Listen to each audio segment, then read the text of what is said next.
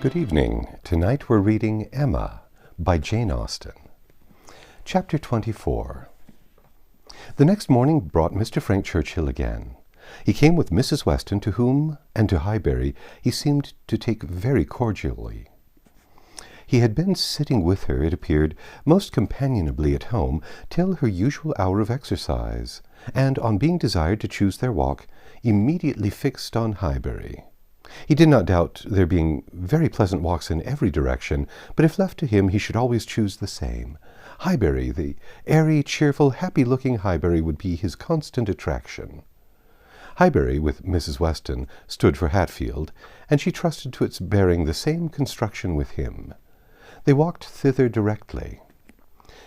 Emma had hardly expected them, for Mr. Weston, who had called in for half a minute in order to hear that his son was very handsome, knew nothing of their plans, and it was an agreeable surprise to her, therefore, to perceive them walking up to the house together, arm in arm. She was wanting to see him again, and especially to see him in company with Mrs. Weston, upon his behaviour, to whom her opinion of him was to depend. If he were deficient there, nothing should make amends for it, but on seeing them together she became perfectly satisfied. It was not merely in fine words or hyperbolic compliment that he paid his duty.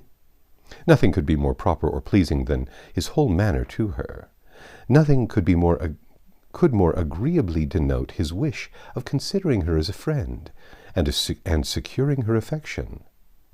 And there was time enough for Emma to form a reasonable judgment, as their visit included all the rest of the morning. They were all three walking about together for an hour or two. First round the shrubberies of Hartfield, and afterwards in Highbury. He was delighted with everything, admired Hartfield sufficiently for Mr. Woodhouse's ear, and when their going further was resolved on, confessed his wish to be made acquainted with the whole village, and found matter of commendation and interest much oftener than Emma could have supposed. Some of the objects of his curiosity spoke very amiable feelings. He begged to be shown the house which his father had lived in so long, and which had been the home of his father's father. And on recollection that an old woman who had nursed him was still living, walked in quest of her cottage, from one end of the street to the other. And though in some points of pursuit or observation there was no positive merit, they showed altogether a good will towards Highbury, in general, which must be very like a merit to those he was with. Emma watched and decided that with such feelings as were now shown, it could not be fairly supposed that he had been ever voluntarily absenting himself, that he had not been acting a part, or making a parade of insincere professions, and that Mr. Knightley certainly had not done him justice. Their first pause was at the Crown Inn, an inconsiderable house, though the principal one of the sort, where a couple of pair of post-horses were kept, more for the convenience of the neighbourhood than from any run on the road, and his companions had not expected to be detained by any interest excited there, but in passing it they gave the history of the large room visibly added. It had been built many years ago for a ballroom, and while the neighbourhood had been in a particularly populous dancing state, had been occasionally used as such. But such brilliant days had long passed away, and now the highest purpose for which it was ever wanted was to accommodate a whist club, established among the gentlemen and half-gentlemen of the place. He was immediately interested. Its character as a ballroom caught him, and instead of passing on, he stopped for several minutes at the two superior sashed windows, which were open, to look in and contemplate its capabilities, and lament that its original purpose should have ceased. He saw no fault in the room. He would acknowledge none which they suggested. No, it was long enough, broad enough, handsome enough. It would hold the very number for comfort.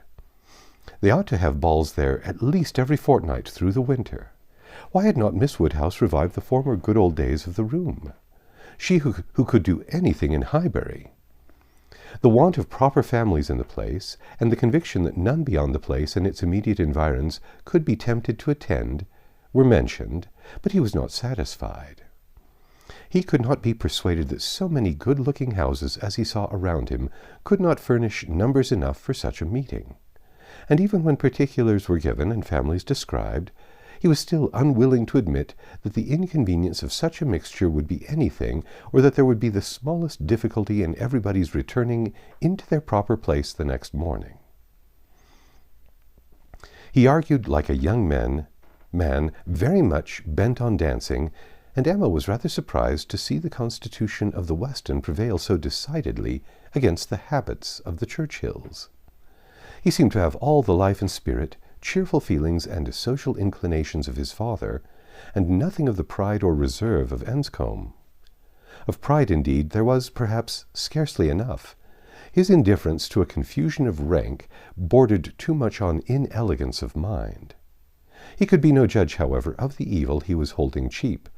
It was but an effusion of lively spirits. At last he was persuaded to move on from the front of the Crown, and, being now almost facing the house where the Bateses lived, Emma recollected his intended visit the day before, and asked him if he had paid it. "Oh, yes," he replied. "I was just going to mention it. A very successful visit. I saw all the 3 ladies, and felt very much obliged to you for your preparatory hint. If the talking aunt had taken me quite by surprise, it must have been the death of me. As it was, I was only betrayed into paying a most unreasonable visit. 10 minutes would have been all that was necessary, perhaps all that was proper, and I had told my father I should certainly be home before him. But there was no getting away, no pause, and to my utter astonishment I found, when he, finding me nowhere else, joined me there at last, that I had been actually sitting with them for very nearly 3/4 of an hour. The good lady had not given me the possibility of escape before." "And how did you think Miss Fairfax looking?" "Ill, very ill. That is, if a young lady can ever be allowed to look ill.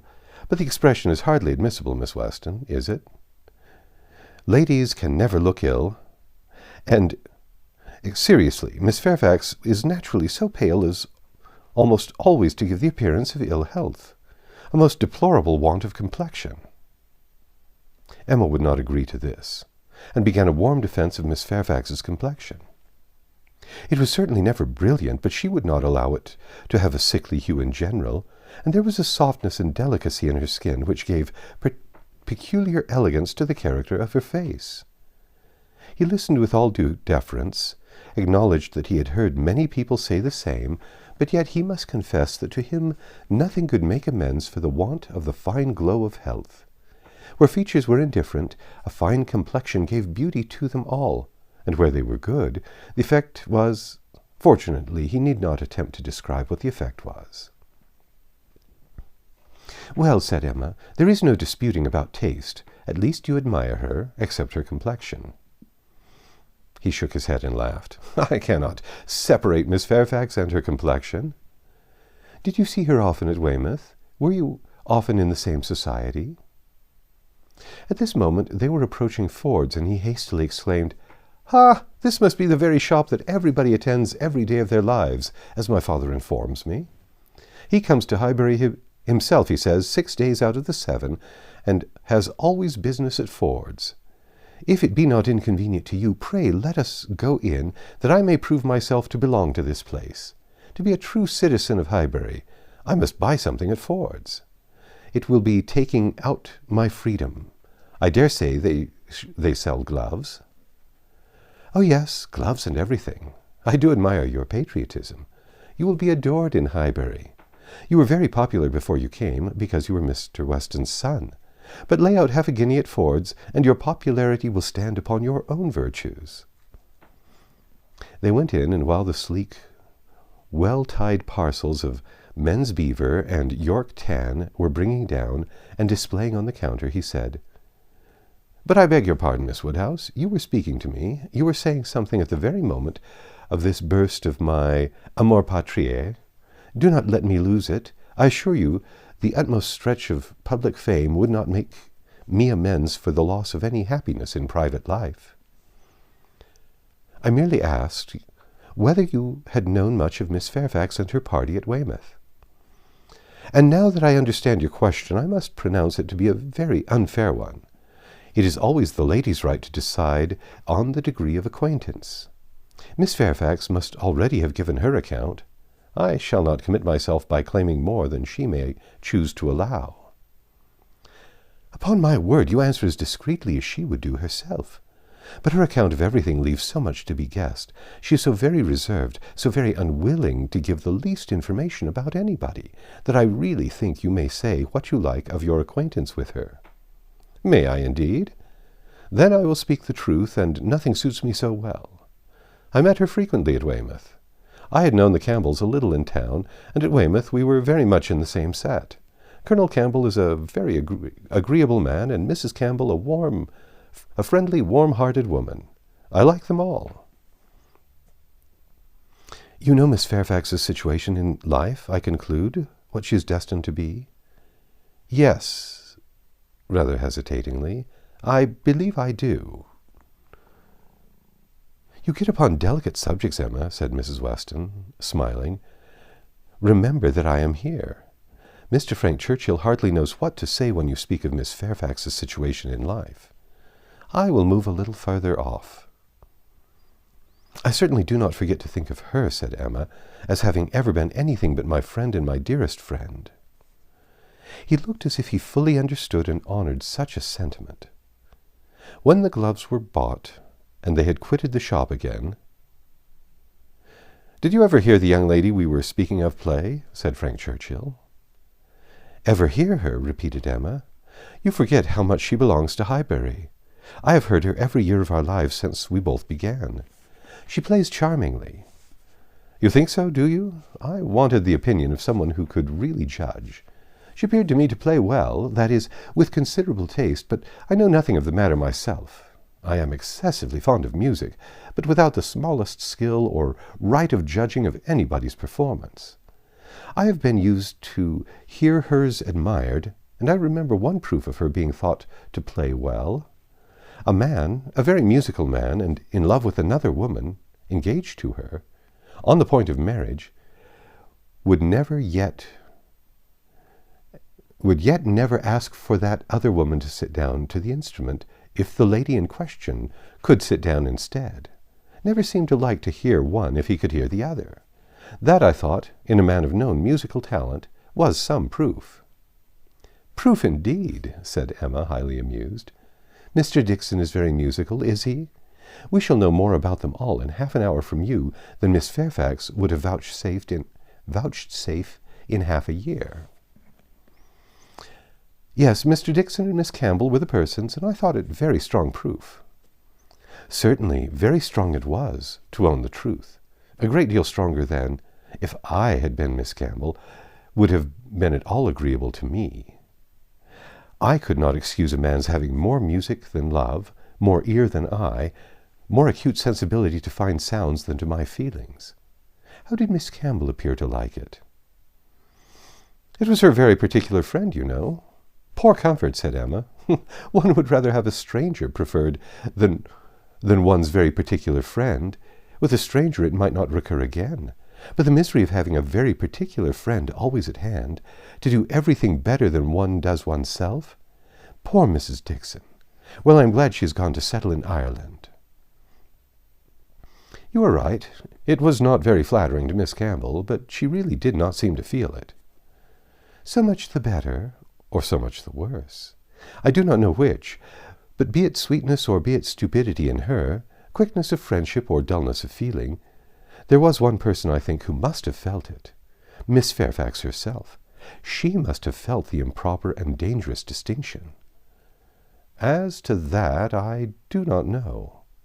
"Oh, do not imagine that I expect an account of Miss Fairfax's sensations from you or from anybody else. They are known to no human being, I guess, but herself.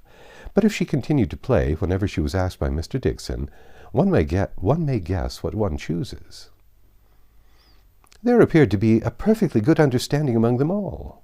He began rather quickly, but checking himself added, "However, it is impossible for me to say on what terms they really were, how it might all be behind the scenes. I can only say that there was smoothness outwardly. But you who have known Miss Fairfax from a child must be a better judge of her character. and of how she is likely to conduct herself in critical situations than I can be. I have known her from a child, undoubtedly, and we have been children and women together, and it is natural to suppose that we should be intimate, that we should have taken to each other whenever she visited her friends. But we never did. I hardly know how it happened, a little perhaps from that wickedness on my side, which was always prone to take disgust towards a girl so idolized and so cried up as she always was by her aunt and grandmother, and all their set, and then her reserve. I could never attach myself to anyone so completely reserved. "It is a most repulsive quality indeed," said he. "Ofttimes very convenient, no doubt, but never pleasing. There is safety in reserve, but no attraction. One cannot love a reserved person. Not till the reserve ceases towards oneself, and then the attraction may be the greater. But I must be more in want of a friend or an agreeable companion than I have yet been, to take the trouble of conquering anybody's reserve to procure one. Intimacy between Miss Fairfax and me is quite out of the question. I have no reason to think ill of her, not the least, except that such extreme and perpetual cautiousness of word and manner, such a dread of giving a distinct idea about anybody, is apt to suggest suspicions of there being something to conceal." He perfectly agreed with her, and after walking together so long and thinking so much alike, Emma felt herself so well acquainted with him that she could hardly believe it to be only their second meeting.